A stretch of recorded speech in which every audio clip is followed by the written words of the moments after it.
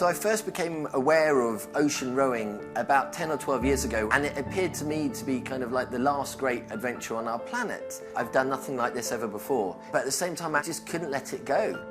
I met an adventurer and he said to me that impossible dreams demand impossible work ethics. And then I just put a line in the sand and I said, okay, I'm going to row from off the coast of Africa all the way across the Atlantic Ocean, a distance of 5,000 kilometers. Getting the right people is incredibly difficult because it's a project with lots of pressures, lots of fears. You know, it's an arduous task, not just physically but mentally as well. So actually from a training perspective, it's endless. It's the full gambit of cardio, yoga, Pilates, weights, everything, and then also from the mental side too.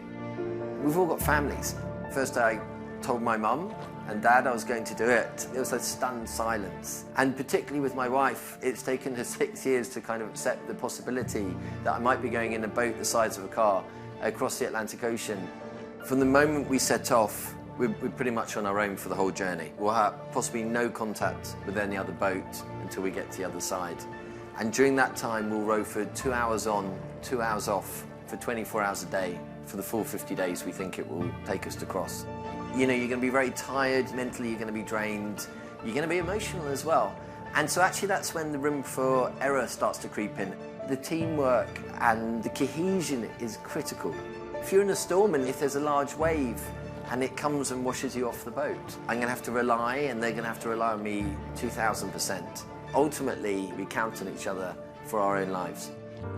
So what's going to keep us going and why are we doing this? It's now more than just my dream to row across the Atlantic Ocean.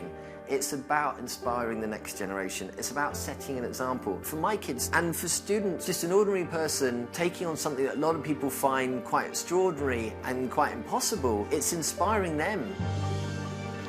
You know, we've had to finance this project. The lucky thing is, I live in Dubai, and there are people here who are willing to support this type of venture. Aside from making it across for myself, my family and our team, we've now got the students, we've got the commercial partners.